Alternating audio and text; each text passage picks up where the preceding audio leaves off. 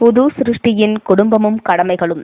Reprint number 2782, பக்கம் 148.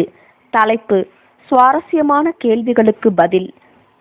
கேள்வி: March 1ஆம் தேதி 1900 வருஷத்தின் வாட்ச் டவர் கட்டுரையில் அர்ப்பணிக்கப்பட்ட இல்லம் கனப்படுத்தப்பட்டது எனும் தலைப்பின் கீழ் குடும்பத்தின் தலைவனென ஒரு கணவன் மற்றும் தகப்பன் கொண்டிருக்கும் பொறுப்புகள் தொடர்புடைய உங்கள் கருத்தினை நான் வாசித்தேன்.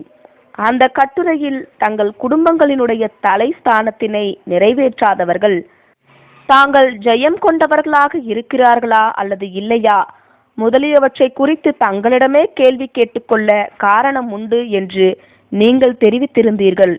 தங்கள் சொந்த குடும்பங்களில் கொஞ்சமே செல்வாக்கு அல்லது கட்டுப்பாட்டினை கொண்டிருக்கும் அநேக சகோதரர்களை நான் அறிந்திருக்கின்றபடியால் அக்கேள்வியானது மிகவும் முக்கியமான ஒன்றாக எனக்கு தோன்றுகிறது. ஆகையால் நம்முடைய வீட்டார் யாவரும் அர்ப்பணிக்கப்பட நாம் எந்த மட்டும் எதிர்பார்ப்பது நியாயமானதாக இருக்கும் என்று கேட்கிறேன். பதில்: நீங்கள் எங்களுடைய கருத்தினை முழுமையாக கிரகித்துக் கொள்ளவில்லை. குடும்பத்தின் அங்கத்தினர்கள் யாவரும் அர்ப்பணிக்கப்பட வேண்டும் என்று அல்ல, மாறாக குடும்பத்தின் தலை அர்ப்பணிக்கப்பட்டவராகவும் வீட்டின் தலையென அவர் கடமைகளையும் உரிமைகளையும் நிறைவேற்றி வருபவராகவும் இருப்பாரானால் இல்லமும் அதன் நிலைமைகளும் அர்ப்பணிக்கப்பட்டிருக்க வேண்டும்.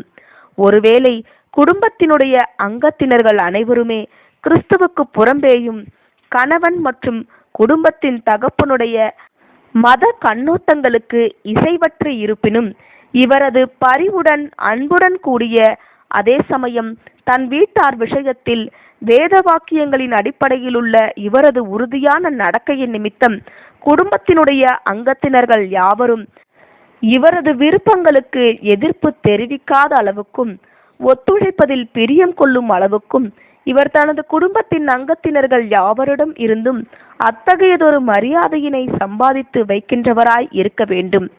ஆகையால் ஒருவேளை கர்த்தரோ அல்லது சகோதரரில் ஒருவரோ அவரது பிரதிநிதிகளோ வீட்டின் வழியே கடந்து செல்லுவார்களானால் மற்றும் குடும்பத்தின் கணவரும் தகப்பனுமானவர் அவரை உபசரிக்க எண்ணினாரெனில் முறையே ஒழுங்குகள் காணப்படும் வீடானது தகப்பனாருடைய அர்ப்பணிக்கப்பட்ட மனதினுடைய கட்டுப்பாட்டின் கீழ் காணப்படுகையில் அது இவர் வரவேற்க விரும்பிடும் யாவரையும் மிகவும் வரவேற்று இருதயபூர்வமாய் உபசரித்திடும் வீடாயிருக்கும்.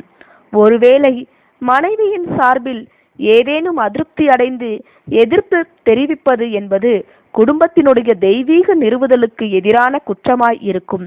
ஏனெனில் எபேசியர் 5ஆம் அதிகாரம் 23, 24, 29, 33 வசனங்களில் அப்போஸ்தலன் கூறியுள்ளது போன்று சபைக்கு கிறிஸ்து தலையாயிருப்பது போன்று கணவனும் தகப்பனுமானவரே குடும்பத்தின் தலைவராய் இருக்கின்றார். இதில் எதுவும் கணவனும் தகப்பனுமானவரின் சார்பில் தன்னிச்சையாய் நடந்து கொள்வதை குறிப்பதாகாது. மாறாக கூடுமான மட்டும் அவர் குடும்பத்தின் நலனுக்கடுத்த காரியங்களை கவனத்தில் எடுத்துக்கொள்ளவும் மற்றும் குடும்பத்தினுடைய ஒவ்வொரு அங்கத்தினனுக்கும் மகிழ்ச்சியினை கொடுத்திடவும் அவர் விரும்புவதையே குறிக்கின்றதாய் இருக்கும். எனினும் தேவனுடைய பிள்ளையென இவர் தனது குடும்பத்தினருடைய விருப்பங்களுக்கு மேலாக கர்த்தருடைய விருப்பங்களை வைத்திடுவது இவரது கடமையாகும்.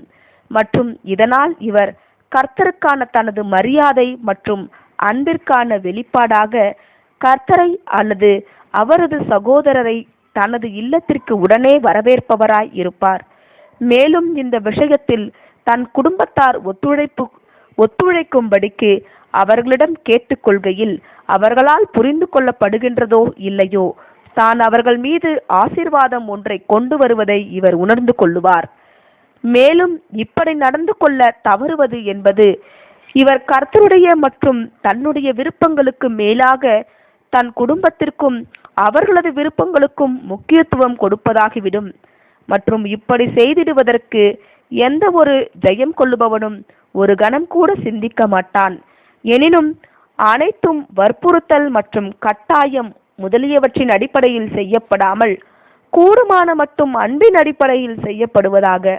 அனைத்து விதங்களிலும் உங்கள் அன்பு வெளிப்படுவதை குடும்பத்தார் காண்பார்களாக. மற்றும் கர்த்தருக்கான உண்மை அல்லது கொள்கை சம்பந்தப்பட்ட ஒவ்வொரு விஷயத்திலும் குணலட்சணத்தினுடைய உங்களது உறுதியினையும் கூட அறிந்து கொள்வார்களாக. ஆனால் அதற்கென்று விருந்தாளிகளுக்காய் மனைவியும் குடும்பத்தாரும் கட்டாயப்படுத்தப்பட வேண்டும் மற்றும் நீண்ட நேரம் வேலை செய்ய வைக்கப்பட வேண்டும் என்று அர்த்தமாகாது.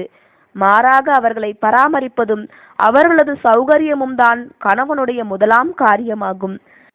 குடும்பத்தின் தலைவன் தன்னை, தன் சௌகரியங்களை, சுகங்களை குடும்பத்தை பராமரிப்பதற்கென பலி செலுத்திட முடிகிற அளவுக்கு தன் பராமரிப்பின் கீழ் காணப்படுபவர்களுடைய நலனுக்கடுத்த காரியங்கள் குறித்து கவனிக்கிறவராக இருக்க வேண்டும்.